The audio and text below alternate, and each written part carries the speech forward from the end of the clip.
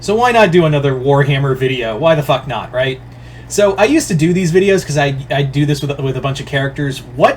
Basically asking what lantern rings would go to what characters in this universe. And as you can see, we're going to be talking about what lantern rings would go to characters in the Warhammer 40k universe. Now, obviously the Warhammer universe is full of grimdark shit. That's what it's built on. So I figured, wouldn't it be cool?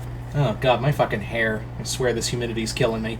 I thought it'd be kind of cool to talk about the idea of what lantern rings would go to what characters in the Warhammer 40k universe. Now let's go over some ground rules first. First and foremost, we're not going to use the Chaos Gods. The Chaos Gods are not going to be in this video. They're a bit OP already, so you might as well just leave them out. I'm also not going to include like the Eldari Gods either. So, and the God Emperor too. So like, or the Catan.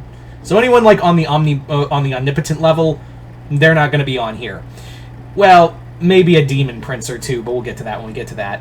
Also, I'm not going to use the White Lantern or Black Lantern rings, or the Ultraviolet ring, or the Gray Lantern, whatever the fucking new lanterns. We're just going to go with the original cores, okay? So yeah.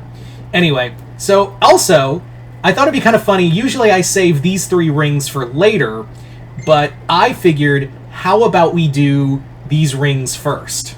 And we're going to do the orange, yellow, and red lantern ring, and the Sinestro. We're going to also, the orange, Sinestro, red. Yeah, we'll do those 3 rings first. Thought it'd be kind of fun yeah. It's been a long day. I went on a walk in 90-degree weather, which was stupid of me. So, excuse me if I'm a little fried. Anyway, let's get started. So let's get started with the Sinestro core ring. Who's getting the Sinestro core ring? Well, honestly, there are tons of characters who are deserving of the Sinestro core ring in the Warhammer universe, and you could literally have any character and it would be right. Like even some hero characters, you could make the argument for. Oh god, you could make the argument for Sinestro core material. But in my mind, there's one I think makes the best candidate, and that is Fabius Bile, the Spider. Fabius Bile is the Clone Father, the Gene Father. He's a bastard is what he is. Arguably a man who has done more, like, I was thinking a few other characters here and there that inspire a lot of fear, but Fabius Bile inspires fear on another whole other level. He's done some horrendous shit and is actually feared. In some books, it's said that he's feared by, like, some Astartes fear him. And if you can get an Astartes, like some of the chapters of the Astartes afraid, yeah, you're doing something right. So, Fabius Bile's my pick for Sinestro core. Let's move on to the Orange Lantern of Avarice and Greed. Oh boy, what character in the Warhammer universe is capable of avarice and greed? It's a fucking mystery. Who would be greedy enough to earn a Orange Lantern ring that represents avarice and greed? Obviously, Trazyn. Of course, Trazyn gets the Orange Lantern ring. There's no one greedier than him. The only person I could think more of, I could probably make the argument for, is, you could make the argument for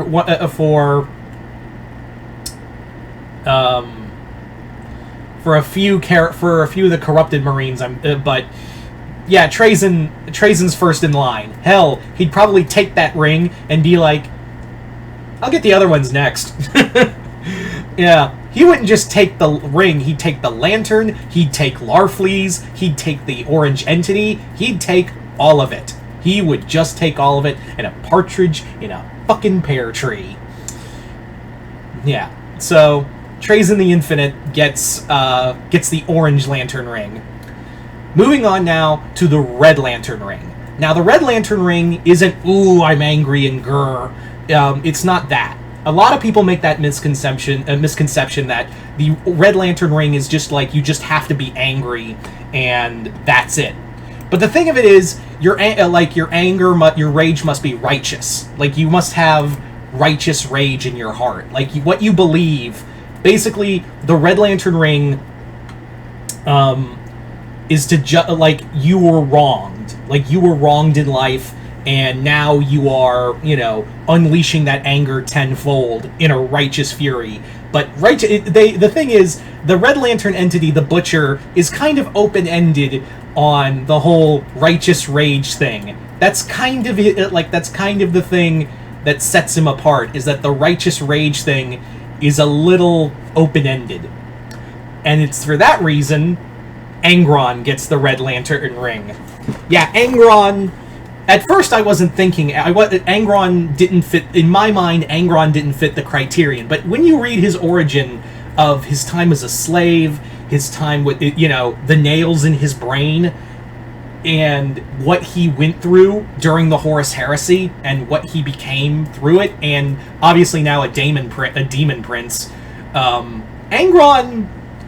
I was kind of against it, because again, he's, you know, he's like an avatar of Karn. I was thinking Karn, but Karn's too much of I'm blind fury. I came around to the idea of Angron because of his origin and his life before he became a rediscovered Primarch. So Angron was my choice for the Red Lantern ring. So there you go. Those are arguably the easiest ones. But again, there's so many characters in Warhammer that you could just have a grand old time trying to figure out fear, rage, and greed.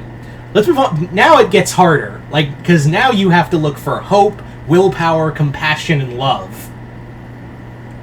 So it just gets harder. It just gets harder now. Let's start with the Indigo Ring of Compassion. Now, I know what you're thinking, but the Indigo Ring is supposed to represent compassion that you give. Like, there's no one no. There's a difference. What really the Indigo Ring, the Indigo Tribe is representative of is that someone gave you compassion. You were a horrible human being, or horrible being in general, and someone gave you compassion.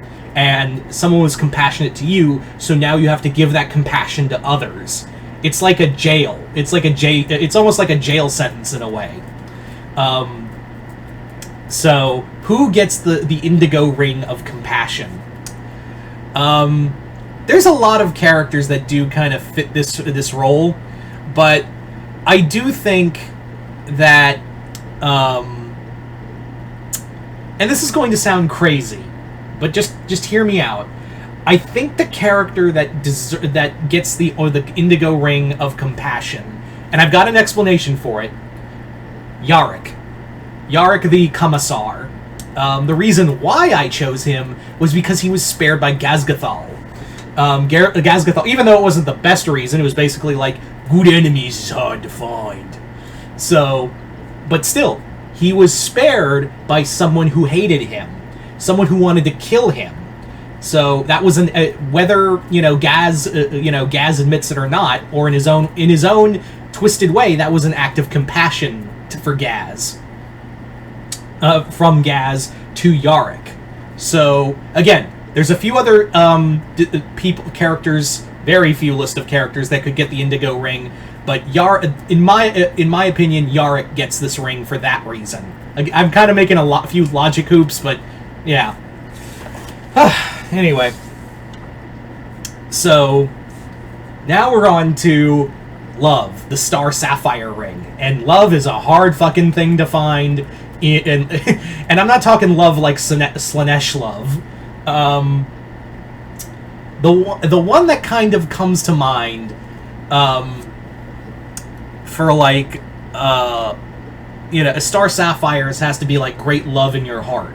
Like actual, and it doesn't have to be like lust or anything. Although I remember in later Green Lantern comics they kind of change it to like, oh yeah, it's all about like lust. It has to be like you're lusting and obsessing over it. So again, I feel like you could make the argument that a avatar of Slaanesh could, or a worshipper of Slaanesh could get this, could get the ring. Honestly,